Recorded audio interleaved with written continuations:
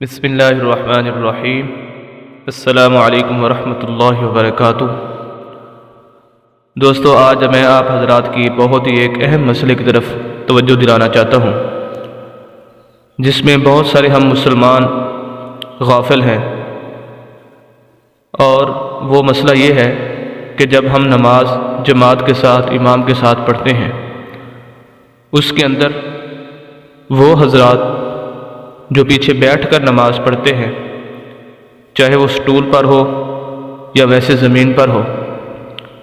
وہ تقریباً 100% وہ یہ غلطی کرتے ہیں جو میں بتانے جا رہا ہوں، اور دوسرے وہ لوگ جو ہم کھڑے ہو کر نماز پڑھ رہے ہوتے ہیں، ان میں بھی تقریباً 80% لوگ ایسے ہوتے ہیں جو اس غلطی کو کرتے ہیں۔ اس غلطی کو بتانے سے پہلے میں نبی اکرم صلی اللہ علیہ وسلم کے 2-3 فرمان آپ حضرات کے سامنے ذکر کر دیتا ہوں، پھر انشاءاللہ اس غلطی کی طرف آپ کی توجہ دلاتا ہوں۔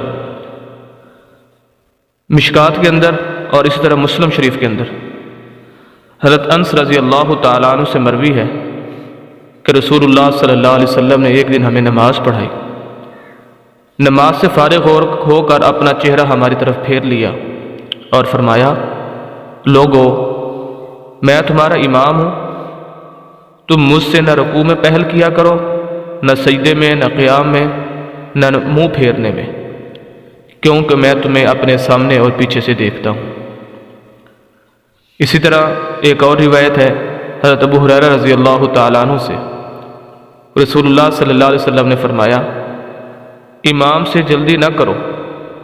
جب وہ تکبیر کہے تو تم تکبیر کہو، جب وہ للضالین کہے تو تم آمین کہو، جب رکوع کرے تو تم رکوع کرو، جب سمیع اللہ لمن حمیدہ کہے تو تم ربنا لک الحمد کہو، اور جب سجدہ کرے تو تم بھی سجدہ کرو، اور جب وہ سجدہ نہ کرے تو تم بھی سجدہ نہ کرو۔ روایت نمبر 3، بہت ہی سخت روایت،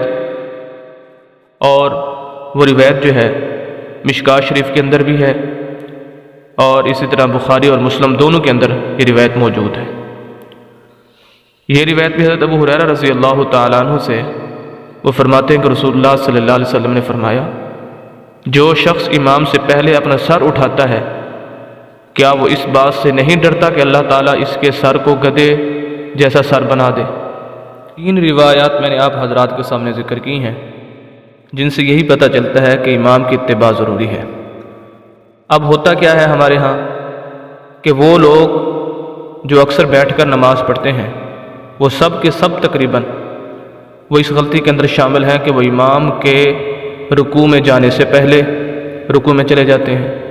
امام کے سجدے میں جانے سے پہلے وہ سجدے میں چلے جاتے ہیں، امام کے ایک سجدے سے دوسرے سجدے کی طرف جانے سے پہلے وہ سجدہ کر چکے ہوتے ہیں، امام کے اگلی رکعت کی طرف اٹھنے سے پہلے وہ اٹھ کھڑے ہوتے ہیں۔ اس کی وجہ کیا ہوتی ہے کہ وہ بیٹھے ہوتے ہیں، ان کو اٹھنے بیٹھنے کے اندر، رکوع سجدہ کرنے کے اندر زیادہ وقت نہیں لگتا، اس وجہ سے وہ جلدی سے سیدھے ہوتے ہیں تو وہ بیٹھ جاتے ہیں،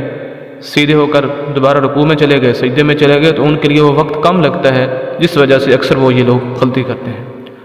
اور باقی وہ لوگ جو اکثر طور پر ہم کھڑے ہو کر نماز پڑھتے ہیں، ان میں سے بہت سارے لوگ ایسے ہیں جو امام سے پہلے رکوع سجدہ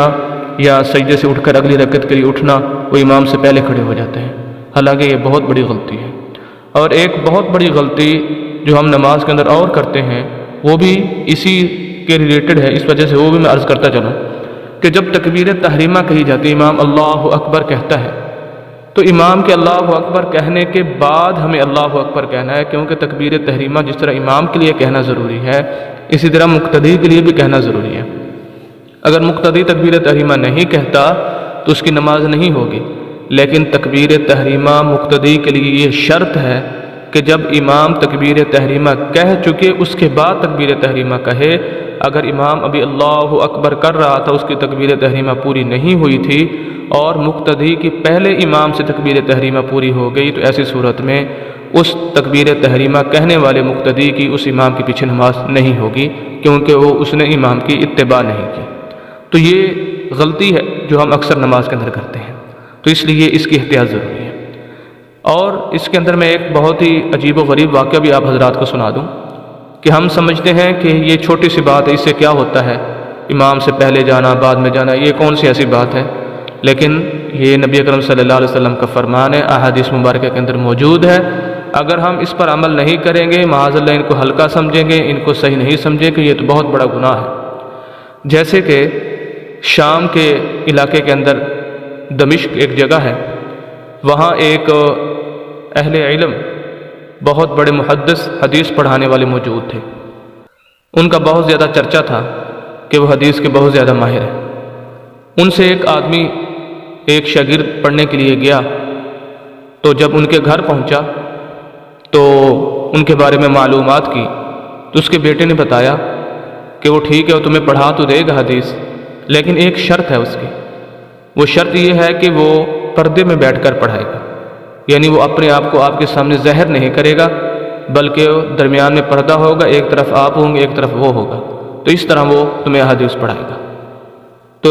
اس نے اس شرط کو قبول کر لیا کہ اس کے اندر مجھے کیا ہے، میں نے تو حدیث پڑھنی ہے۔ وقت گزرتا گیا، استاد شاگرد جو ہے وہ شاگرد سبق پڑھ رہا ہے استاد سے، جب آپس میں کچھ محبت، کچھ انس، کچھ پیار استاد شاگرد کے اندر ہوا، تو ایک دن شاگرد نے تقاضا کیا کہ استاد محترم آپ میرے استاد ہیں، میری خواہش ہے کہ میں اپنے استاد کا دیدار کروں، چہرہ دیکھوں، تو آپ میری خواہش کو پورا کر دیں۔ استاد نے پہلے تو انکار کیا، لیکن شاگرد کے بار بار اصرار کرنے پر بالآخر استاد نے شاگرد کو اپنا چہرہ دکھا دیا۔ جب شاگرد نے اپنے استاد کا چہرہ دیکھا تو باقی جسم تو ان کا گردن سے نیچے جتنا جسم تھا وہ انسانوں والا تھا، لیکن اس کا سر گدھے کی شکل جیسا تھا۔ تو ان کا شاگرد بڑا حیران ہوا، پریشان ہوا کہ یہ کیا ماجرا ہے۔ پوچھنے پر استاد نے بتایا اصل وجہ یہ ہے کہ جب میں نے یہ والی حدیث، جو 3 احادیث میں نے ذکر کی، اس کے اندر ایک حدیث میں نے یہ بھی ذکر کی ہے ابھی کہ آپ صلی اللہ علیہ وسلم نے فرمایا تم اس بات سے نہیں ڈرتے کہ تم امام سے پہلے اپنے سر کو اٹھا لو کہ کہیں اللہ رب العزت تمہارے سر کو گدھے جیسا سر نہ بنا دے۔ جب میں نے اس حدیث مبارکہ کو پڑھا، استاد کہنے لگا تو میرے ذہن کے اندر آیا یہ کیسے ہو سکتا ہے، تو میں نے اس کے خلاف کیا، میں نے کہا یہ تو ہو ہی نہیں سکتا، یعنی گویا میں نے اس حدیث مبارکہ کو ہلکا سمجھا، تو میں نے امام سے پہلے اپنا سر سجدے سے اٹھا لیا اور اسی وقت میرا سر جو ہے وہ گدھے جیسا بن گیا۔ تو دوستو یہ احتیاط بہت ضروری ہے، لازمی ہے، اس کے اندر احتیاط کریں۔ یہ نہ ہو کہ آپ محنت اور مشقت کر کے نماز بھی پڑھیں اور نماز کی ان مسائل کا خیال نہ کریں جس کی وجہ سے آپ کی نماز ہی نہ رہے۔ اس لیے اس کا اہتمام ضروری ہے، خود بھی اس پر عمل کریں، اگر آپ کسی کو اس حرکت کے اندر ملوث دیکھتے ہیں اس کو بھی منع کریں اور بتائیں۔ اگر ویڈیو اچھی لگی ہو تو ہمارے یوٹیوب چینل کو سبسکرائب کر دیں، لائک اور شیئر بھی کریں تاکہ یہ صدقہ جاریہ کے طور پر آپ حضرات کو بھی اس کا ثواب ملتا رہے۔